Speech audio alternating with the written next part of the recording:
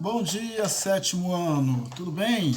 Bem, hoje nós vamos fazer a nossa aula de revisão, tá? O que eu quero orientar vocês?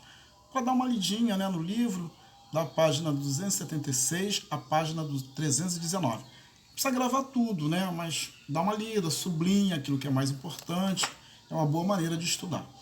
Bem, a partir da página 276, a gente vai ver a colonização do Brasil. O que é isso? O Brasil foi colonizado pelos portugueses.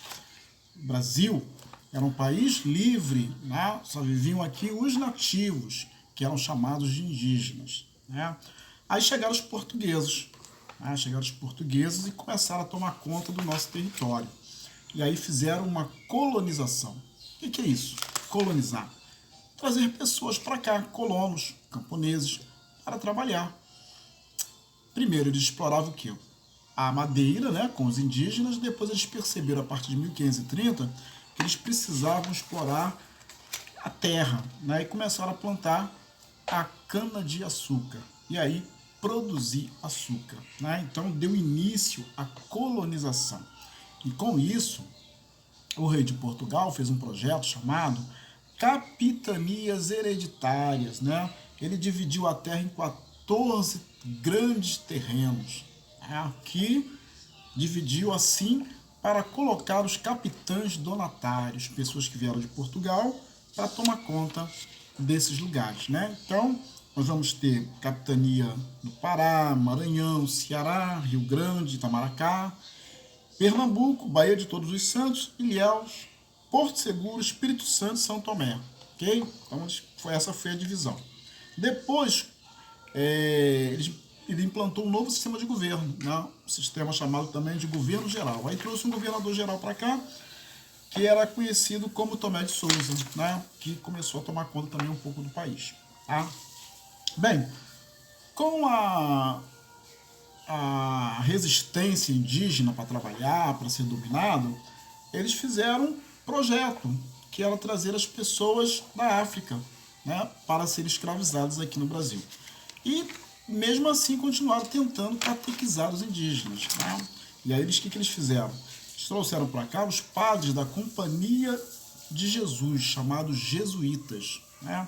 Aí eles criaram fazendas, sítios, para tentar catequizar esses indígenas. Claro que tentaram, conseguiram uma boa parte, mas uma outra parte eles fizeram resistência. Né? E aí tiveram que trazer as pessoas da África que foram escravizadas aqui para trabalhar no lugar dos indígenas. Okay? O que eles faziam, os escravizados? Trabalho doméstico, trabalho na lavoura, escravo de ganho. Então, uma série de atividades. Né?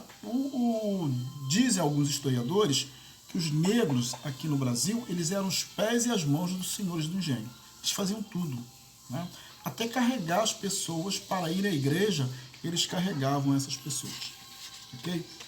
Bem, teve um período também que nós sofremos algumas invasões, né? E uma das grandes invasões foi a invasão holandesa, através do conde Maurício de Nassau. Né? Então, num certo momento, o Nordeste, entre 1637 e 1644, o Nordeste foi dominado pelos holandeses, que produziam açúcar nessa região. Depois foram expulsos, né? Os portugueses conseguiram afastar os holandeses aqui do Brasil.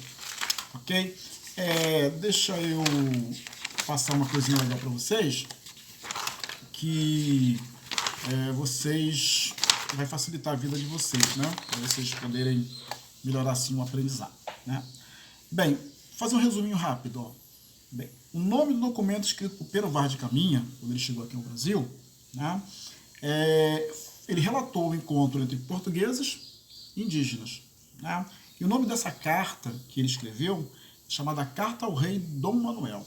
Né? Ele era um escriba, então ele era um homem que fazia toda a contabilidade, toda a documentação para mandar para o rei o que estava acontecendo aqui no Brasil. Bem, o que é importante também lembrar? Que os padres jesuítas vieram aqui para catequizar os indígenas. O que é catequizar? Né? Mudar os costumes, mudar a religião, para que eles se tornassem católicos, para que eles vestissem roupas, para mudar a cultura deles. Então a ideia era catequizar essas pessoas. Né? Também legal a gente entender que quando eles chegavam aqui, como é que eles faziam com os indígenas? Eles faziam escambo, trocavam mercadorias que eles traziam da Europa, né? Enfeites, maquiagem, para quê? Para que os indígenas trabalhassem para eles, né? A princípio, ok? Bem, com a chegada dos colonos portugueses, né?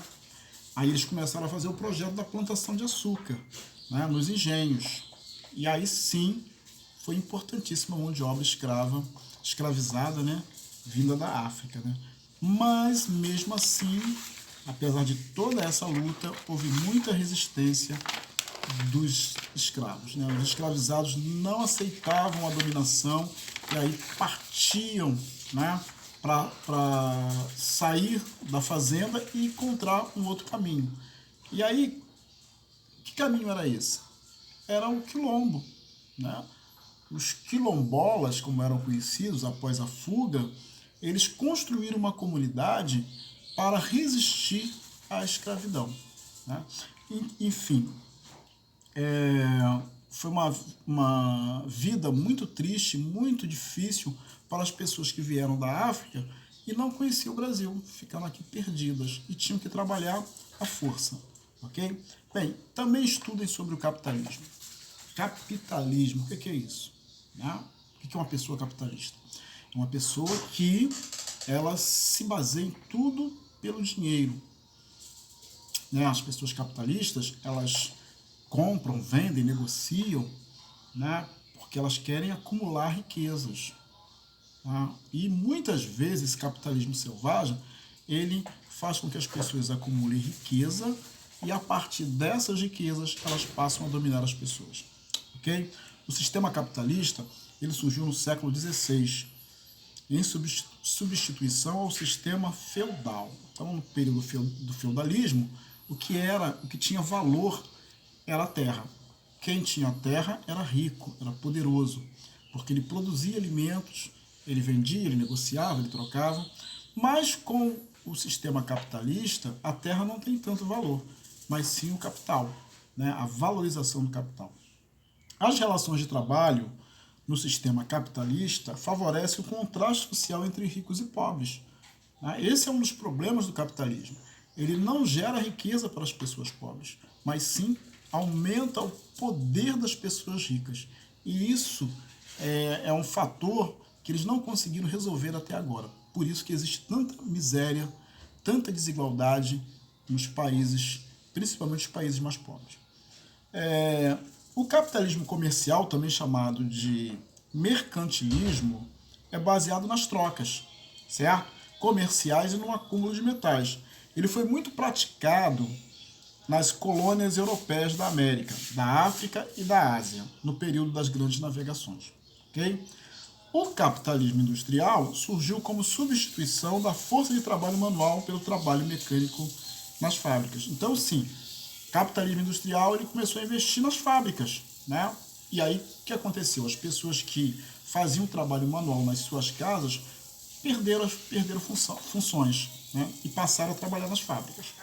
O capitalismo monopolista financeiro surgiu no final do século XIX e teve como características a integração do capital industrial com o capital financeiro e a intensificação do processo de monopólio comercial.